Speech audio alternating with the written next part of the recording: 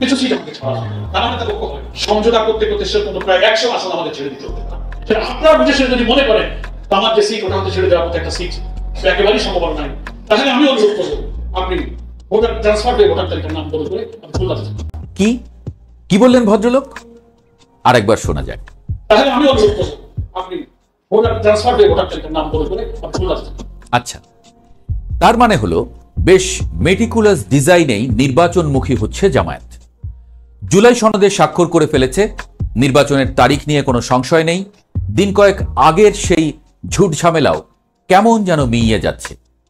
এর আগে এমন আলাপ তুলেছেন জামায়াত নেতারা, অর্থাৎ আর যাই হোক বেশ প্রস্তুতি নিয়েই নির্বাচনে অংশ নিচ্ছে জামায়াত, এটা মোটামুটি পরিষ্কার। ধরা যাক টাঙ্গাইল 2 আসনে জামায়াতের মোট ভোটার 10,000।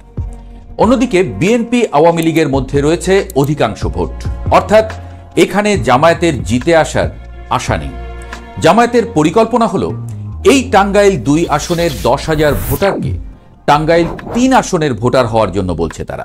এতে টাঙ্গাইল 2 আসনের ভোটাররা টাঙ্গাইল 3 আসনের ভোটারদের সঙ্গে মিলে টাঙ্গাইল 3 আসনটা জিতে আসতে পারে সহজেই। এমন রাজনৈতিক কৌশল বিশ্বে কিন্তু নতুন নয়। আওয়ামী লীগ আমলেও ভোটের যোগ বিয়োগ হয়েছে, পরিবর্তিত হয়েছে ভোটের সীমানাও। 2008 সালে তো রিশাফল হয়েছে পুরো বাংলাদেশের নির্বাচনী সীমানা, যদিও এক আসনের ভোটারদের অন্য আসনে গিয়ে ভোটার হওয়ার আহ্বান শোনা যায়নি তেমন।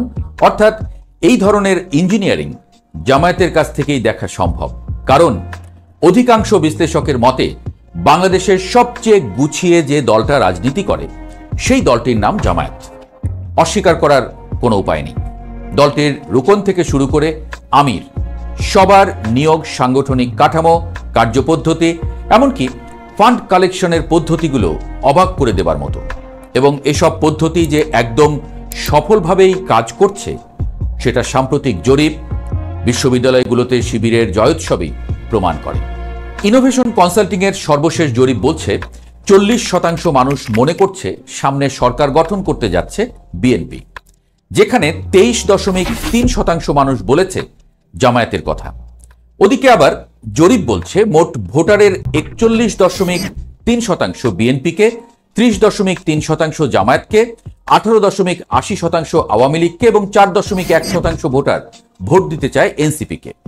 এই হিসেবে মোট 12,61,00,000 ভোটারের 30%, অর্থাৎ প্রায় 3,78,00,000 ভোটার ভোট দিতে চায় জামায়াতকে। কমও যদি ধরি, যারা মনে করে জামায়াত ক্ষমতায় আসতে পারে সেই সংখ্যা 23.3, অর্থাৎ 2,93,00,000।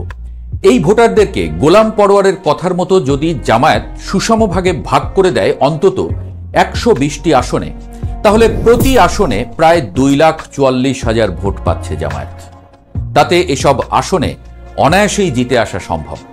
অন্যদিকে জামায়াতের ভোটাররা অন্য দলের ভোটারদের মতো নয় যে ভোট দিতে আসলাম কি আসলাম না।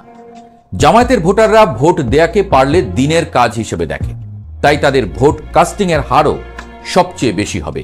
তাই গোলাম পরোয়ার যা বললেন তাতে কাঁপন এতক্ষণে ধরে যাওয়ার কথা সব মহলে। কিন্তু গল্প এখানেই শেষ নয়।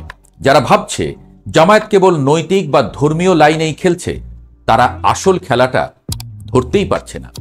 দলটি এখন স্ট্র্যাটেজিক গ্রোথ মডেলে কাজ করছে, যেন কোনো বহুজাতিক কোম্পানি বাজার দখলের প্ল্যান নিচ্ছে। প্রতিটি অঞ্চলে তাদের নিজস্ব অপারেশন ইউনিট আছে। কেউ কন্টেন্ট বানাচ্ছে, কেউ ভেতরের ডেটা সংগ্রহ করছে, কেউ সামাজিক যোগাযোগ মাধ্যমে জনমত তৈরির কাজ করছে। বাংলাদেশে এখন রাজনীতি অনেকটাই মনস্তত্ত্বের খেলা। বিএনপি যেখানে আবেগে ভর করে বক্তৃতা দিচ্ছে, জামায়াত সেখানে অ্যালগরিদমে কাজ করছে। তাদের সাংগঠনিক পরিকল্পনা যেন একেবারে বৈজ্ঞানিক। কে কখন কোথায় যাবে, কাকে ফোন করবে, কোন মসজিদের ইমাম কাকে প্রভাবিত করতে পারে, সব তথ্য তাদের সিস্টেমে ট্যাগ করা থাকে। এখন প্রশ্ন হচ্ছে, বাকি দলগুলো কেন পিছিয়ে? বিএনপি এখন ঠিক সেই মানুষটার মতো যে জানে তাকে দৌড়াতে হবে, কিন্তু বাঁশির শব্দটা শুনতে পাচ্ছে না কোনো এক অজানা কারণে। নেতৃত্ব আছে কিন্তু মাঠে নেই, সিদ্ধান্ত আছে কিন্তু প্রয়োগ নেই। তারেক রহমান লন্ডনে বসে আছেন, মাঠে নেতারা বিভক্ত, কেউ ঢাকায়, কেউ গুলশানে, কেউ অনিশ্চয়তায়। জামায়াতের বিপরীতে বিএনপি এখনো প্রার্থী ঠিক করতে পারেনি, ভোটার টার্গেটের কোনো ডেটা নেই। অথচ জামায়াতের প্রত্যেকটা জেলায় প্রচারণা শুরু হয়ে গেছে এর মধ্যে।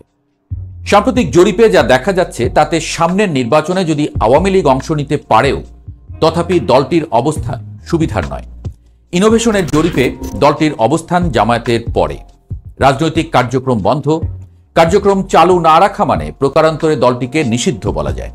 তবুও আসছে নির্বাচনকে প্রশ্নহীন করতে আওয়ামী লীগকে অংশ নিতে দেয়া হতেও পারে, কিন্তু এই আওয়ামী লীগ অবশ্যই আসল আওয়ামী লীগ হবে না বলেই মত বিশ্লেষকদের। অর্থাৎ সেই আসল বিএনপির মতো কিছু একটা হতে পারে যা আদতে জামায়াতকে টলানোর মতো শক্তি অর্জন করতে পারবে না। শাপলা প্রতীক ইস্যুতে বেজায় মন খারাপ এনসিপির। স্বাক্ষর করেনি জুলাই সনদেও। যারা রক্ত দিয়ে 5ই আগস্ট ঘটালো তাদের বাদ দিয়ে ডক্টর ইউনূস, মির্জা ফখরুলদের নিয়ে বড় অনুষ্ঠান করলেন বলে আক্ষেপ করলেন হাসনাতরা। শাপলা না পেলে নির্বাচন নাকি হতেও দেবেন না তারা। ওদিকে ইলেকশন কমিশন চাচ্ছে তাদের হাতে বেগুন গাজর ধরিয়ে দিতে। তবে আসল কথা হলো, জরিপ বলছে ভোটের মাঠে পলাতক আওয়ামী লীগের চেয়েও পিছিয়ে আছে এনসিপি। যে এনার্জি নিয়ে যাত্রা শুরু হয়েছিল দলটির, বিশ্লেষকরা বলছেন সেই এনার্জি হারিয়ে এনসিপি খাবি খাচ্ছে অতলান্তিক জলে। এদিক থেকেও পথ পরিষ্কার জামায়াতের।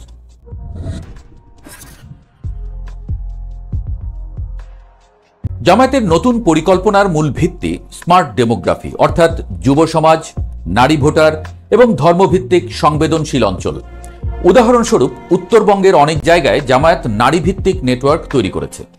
মহিলা কর্মীরা প্রতিদিন বাড়ি বাড়ি গিয়ে পরিবারের সমস্যার খোঁজ নিচ্ছেন, চিকিৎসা, শিক্ষা, এমনকি চাকরির পরামর্শ দিচ্ছেন। এটাকে বলা হচ্ছে সার্ভিস পলিটিক্স, যেখানে ভোট চাওয়া হয় না বরং আস্থা অর্জন করা হয়। এদিকে তরুণ সমাজেও জামায়াত এখন ডিজিটাল প্রোপাগান্ডা নিয়ে এগিয়েছে। তাদের সাইবার টিমগুলো পেশাদারভাবে কাজ করছে। টিকটক থেকে টেলিগ্রাম পর্যন্ত ছড়িয়ে আছে তাদের কন্টেন্ট। শুধু ধর্ম নয়, তারা ন্যায়, বিকল্প রাজনীতি এবং পরিবর্তনের কথা বলছে। মজার বিষয় হলো, একসময় এগুলো বিএনপির স্লোগান ছিল। অর্থনীতি আর সংগঠন দুটোই সাজানো। জামায়াতের তহবিল সংগ্রহ পদ্ধতি এক ধরনের সাইলেন্ট ইকোনমি। দেশের ভেতরে ছোট ব্যবসায়ী, বিদেশে প্রবাসী সম্প্রদায় সবাই চাঁদা দেয় এক ধরনের বিশ্বাস নিয়ে। তাদের অর্থ আসে হিসাব করে, ব্যয় হয় পরিকল্পনা করে। বিএনপি যেখানে প্রতিটি কর্মসূচির পর অর্থের অভাবে হিমশিম খায়, জামায়াত সেখানে আর্থিকভাবে স্বনির্ভর। বিশ্লেষকরা বলছেন বাংলাদেশের রাজনীতিতে নতুন ভারসাম্য তৈরি হচ্ছে। একদিকে পলাতক আওয়ামী লীগ, অন্যদিকে আত্মবিভক্ত বিএনপি। মাঝখানে জামায়াত গড়ে তুলছে সুসংগঠিত বিকল্প বলয়, একটি রাজনৈতিক ইঞ্জিনিয়ারিং যা ধীরে ধীরে ভোটের গাণিতিক হিসাব বদলে দিচ্ছে।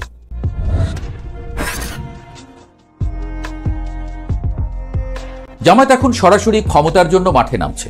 ক্ষমতার ব্যাপারে এতটাই আত্মবিশ্বাস যে বিএনপির সাথে জোটের কথাও চিন্তা করছে না দলটি। মাঠের যা অবস্থা, আসছে নির্বাচনে সবার চোখ কপালেও উঠতে পারে দলটির অবস্থা দেখে, এমনটাই ইঙ্গিত দিচ্ছেন বিশ্লেষকরা। অন্যদিকে বিএনপি সহ অন্য দলগুলোর অবস্থা যেমন, তাতে বড় ধাক্কাই অপেক্ষা করছে সামনে। যদি এই ধাক্কাও তাদের ঘুম ভাঙাতে না পারে, তাহলে পরবর্তী 5 বছর তাদের বেশ ভুগতেও হতে পারে বলে মত বিশ্লেষকদের। সুতরাং ছবিটা এমন, একদিকে নিখুঁত পরিকল্পনায় এগোচ্ছে জামায়াত, অন্যদিকে পুরনো ক্লান্তি নিয়ে হাঁপাচ্ছে বড় দলগুলো। আবার নবীন দলগুলো যেন হালে পানি পাচ্ছে না। নির্বাচন এখন কেবল ভোটের নয়, এটা বুদ্ধিমত্তার প্রতিযোগিতা, সেটা বলার অপেক্ষা রাখে না। আর এই খেলায় জামায়াতের ডিজাইন সবাইকে ছাড়িয়ে এখন পর্যন্ত সবচেয়ে নিখুঁত এবং কার্যকরী। যা হোক, জামায়াতের সেই মেটিকুলাস ডিজাইনের ফলাফল দেখতে আর কিছুদিন অপেক্ষা করতে হচ্ছে আমাদের।